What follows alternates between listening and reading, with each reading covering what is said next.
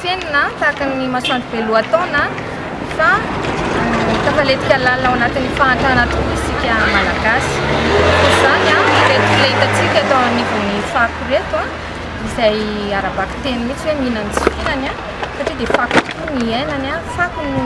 ivelomany ka noho izay indrindra noho izao fetin'ireny izao dia tonga eto izahay mba mivimbina sakafo madio ara-pahasalamana ary tsy adinay koa ny rano anasana tanana satria fantatray tokoa fa reny ohatranay koa izy ireo mananjanaka ohatranay koa izy ireo ka noho izay indrindra dia tsy mety aminay tokoa ilay hoe manao kely tsy mba mamindra ary tsy mety ihany koa raha hoe mba manana atao ihany kanefa dia avinavina mba samy malagasy ihany kanefa fa tokony fanampy no ataontsika dia omena fanantenana foana izy ireo.